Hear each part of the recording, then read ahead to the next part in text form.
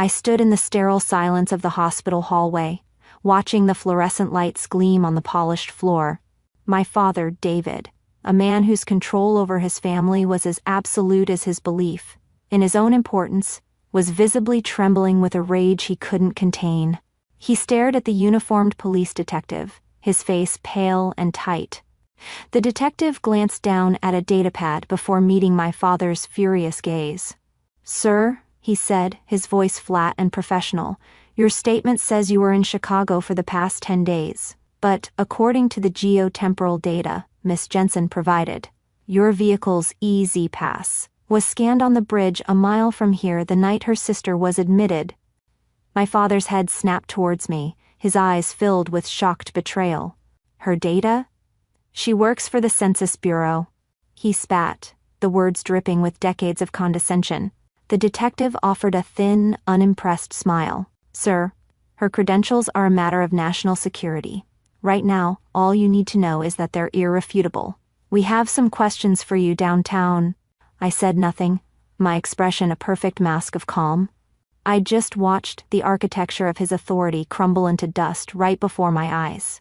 2 weeks earlier, the silence had been different. It was the heavy, suffocating silence inside the apartment of my sister Chloe.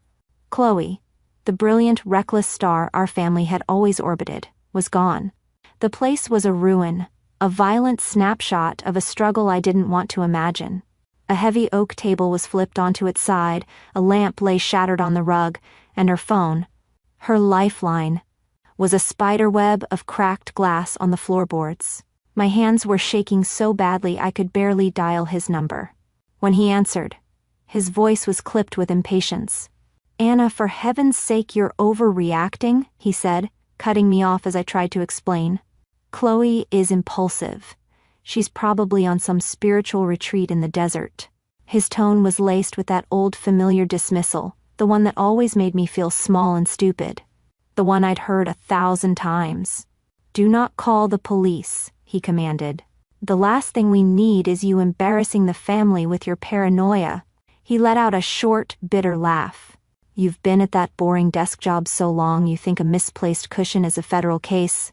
He hung up, confident he had shut down his hysterical, unimportant daughter. He had no idea he'd just given me the one thing I needed to start my own investigation, confirmation that no one else was coming to help. To understand the reckoning that followed, you have to understand that my boring desk job was just a cover for the other life I was living.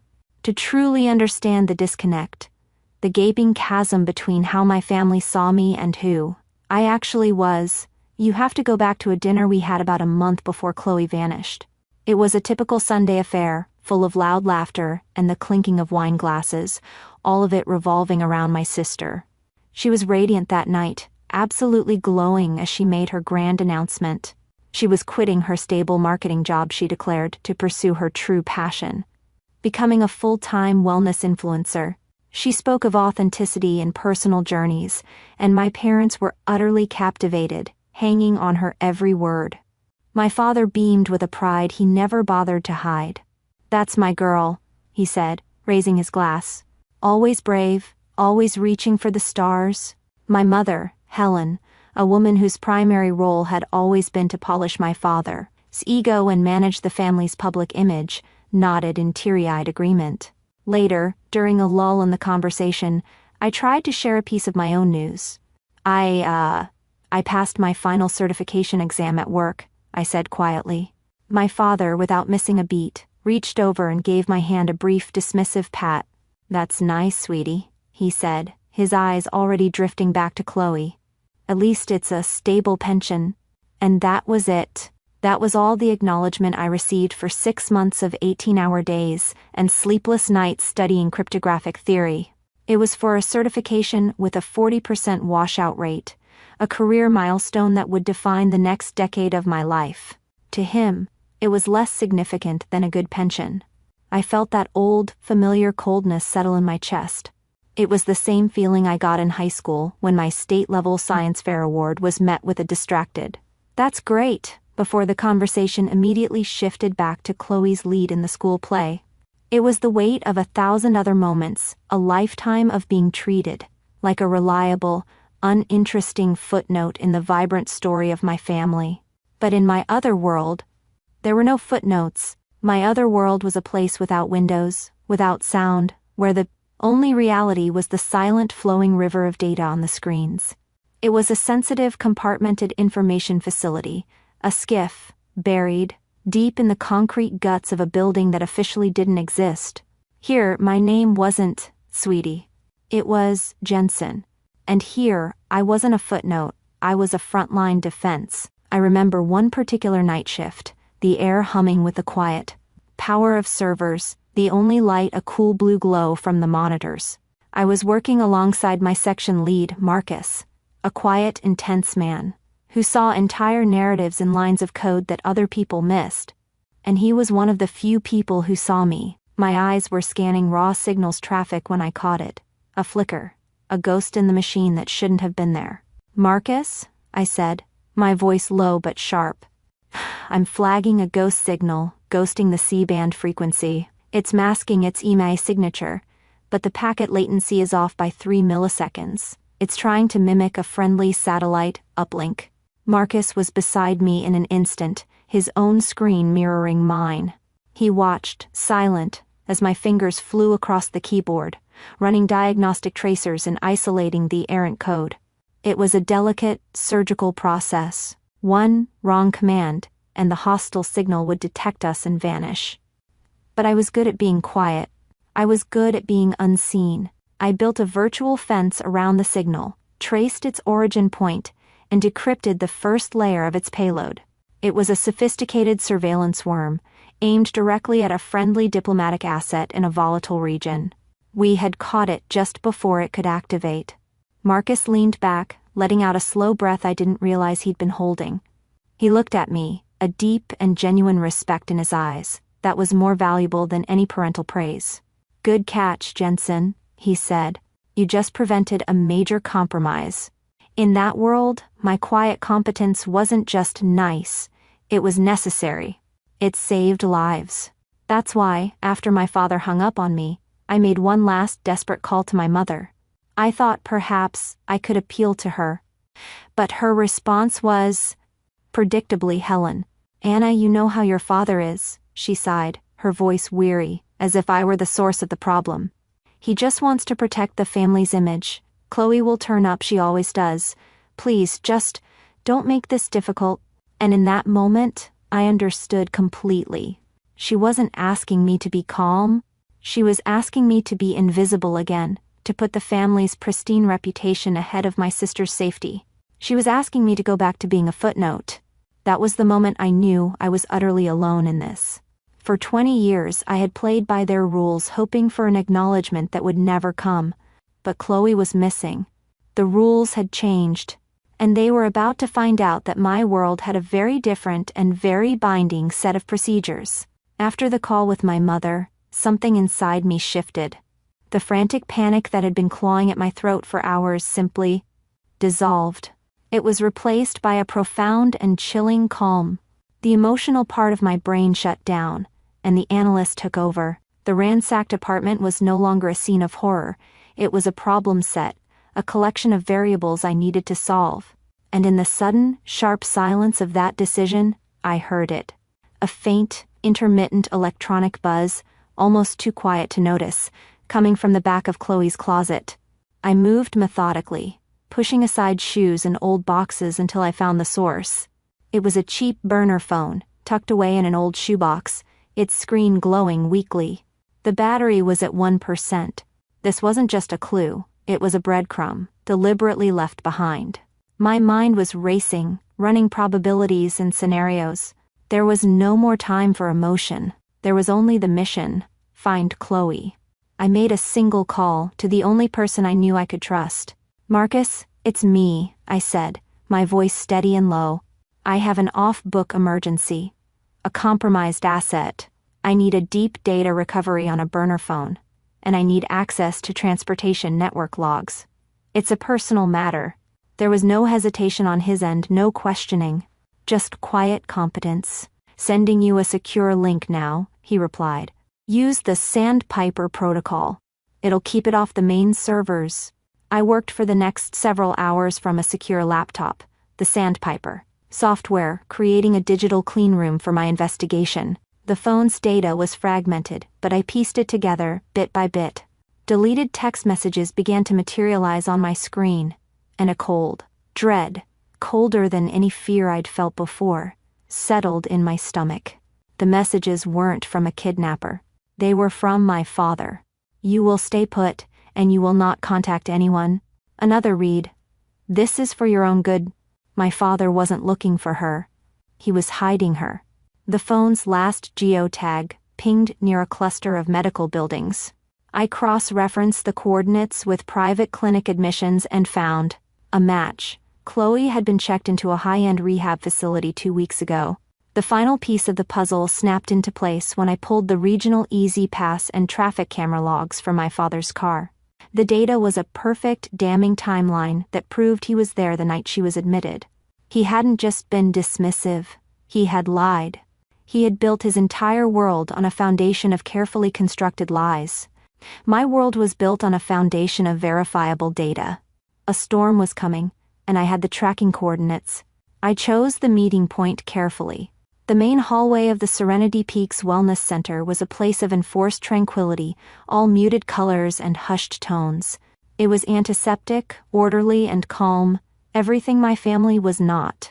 I stood by a large potted plant, my back straight, my hands clasped loosely in front of me.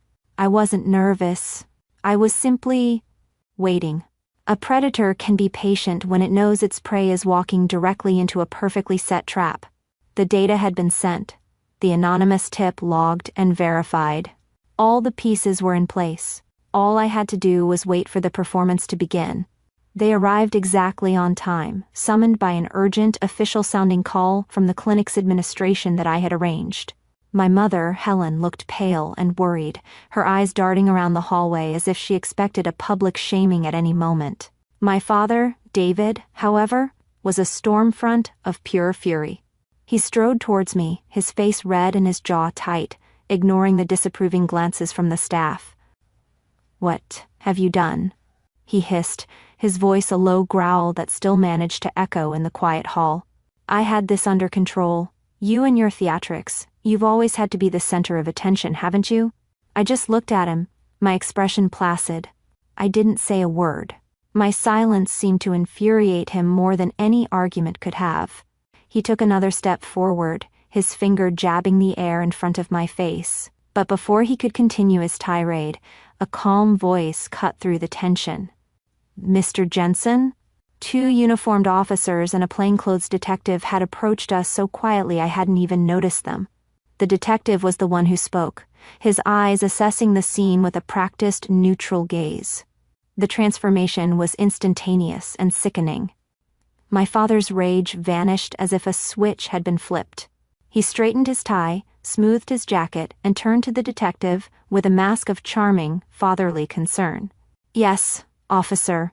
Thank God you're here," he said, his voice now smooth as honey. He gestured towards me with a sad, weary shake of his head. "My youngest, Anna, has a tendency to get carried away. She has a big imagination. We've been so worried about Chloe, and Anna's enthusiasm hasn't been helping."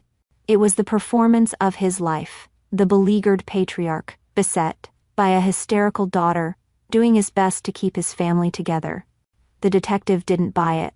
Not for a second. He gave a slight nod, his expression unreadable, and then glanced at the datapad in his hand. "We received an anonymous but verified tip regarding your missing daughter, Chloe Jensen," the detective stated, his voice all business. The tip included specific data points, cell pings, financial transactions, vehicle logs, that led us directly here. He looked up from the pad, and for the first time, his eyes met mine. I saw a flicker of professional curiosity, a silent acknowledgement from one expert to another. The precision of the data was exceptional. My father actually scoffed, a short, arrogant burst of air. He still didn't understand the danger he was in. He still saw me as the irrelevant child with the boring government job. "Data? From her?" he asked, a condescending smirk on his face. "What did she do? Check her credit card statement?" That was the moment. The final, fatal miscalculation. The detective's face hardened, his professional neutrality evaporating into a cold, sharp edge. This was the moment from the hook, the one I had played in my mind 100 times. "Sir," he began, his voice dropping, "your official statement, given to my office this morning, is that you were in Chicago for the past 10 days. He paused, letting the words hang in the silent hallway.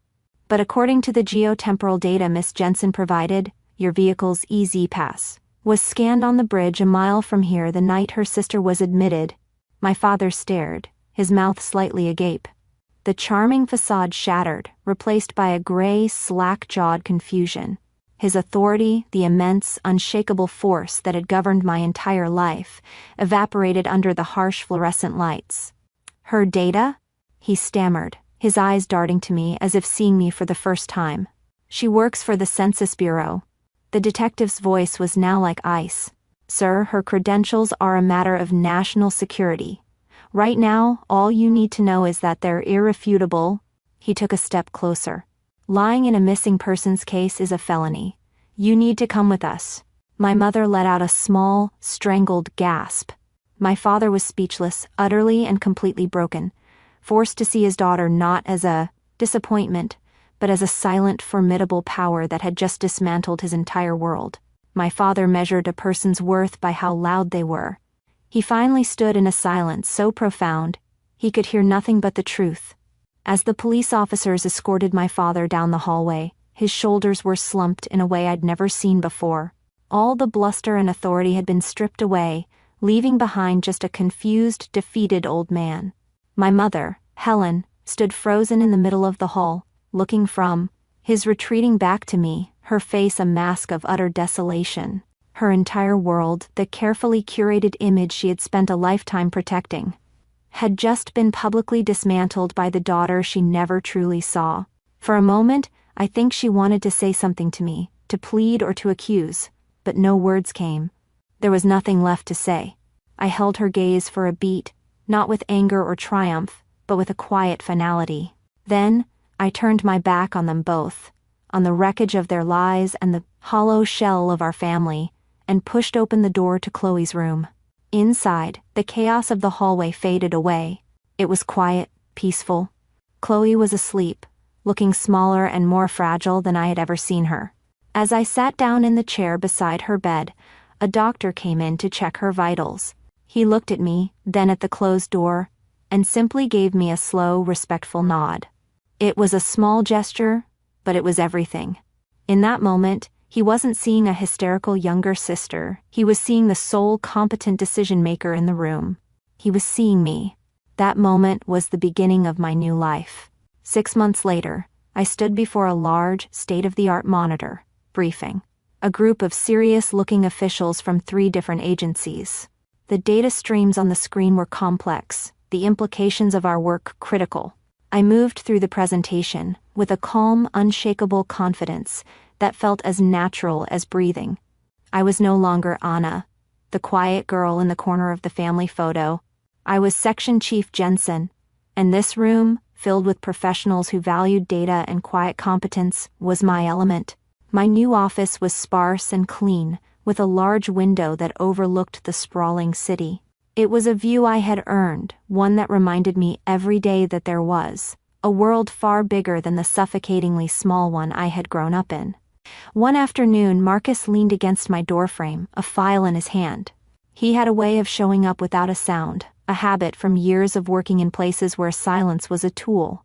"Just got the final report," he said, his voice low. "Your father pleaded to obstruction of justice, got a hefty fine and 2 years of probation. He's lucky they didn't push for more." I looked out my window at the city below, a tired smile touching my lips. "The data doesn't lie," I said quietly. Marcus nodded in agreement. "No, it doesn't." He paused for a moment, then pushed himself off the doorframe to leave. "You did good, Chief." That one word, Chief, landed with more weight than a lifetime of my father's hollow praises. It was a title I hadn't inherited, a sign of respect I hadn't been given out of obligation. It was something I had built, in silence, for myself. It was the only validation I ever truly needed, and it came from a family Of my own choosing, one bound by mutual respect, not by blood. Later that week, I was at home, curled up on my sofa, with a cup of tea, watching the rain streak down the windows of my apartment. It was a quiet, peaceful evening, the kind I had come to cherish. My phone buzzed on the table beside me. I glanced at the screen and saw a text from a number I hadn't heard from in months. It was my mother. The message was short. "Anna, Chloe is out of the facility and doing well. She asks about you. I'm sorry." I read the words once, then a second time. I searched within myself for a spark of anger, for a surge of victory, for something. But there was nothing. The message was just information, a ghost from a life that no longer felt like mine. Her apology, which I had once craved with a desperate childish hunger, now seemed irrelevant. My peace was no longer dependent on her words. With a calm, steady finger, I held down on the message thread and archived it without replying. The notification vanished. I took a sip of my tea and returned to watching the rain, perfectly at peace in my silence. My family spent my whole life telling me to stay in my lane, never realizing my lane had access to every map. If you've ever had to use your own quiet expertise to be heard, tell us about your moment of vindication in the comments. In this community, we value the evidence.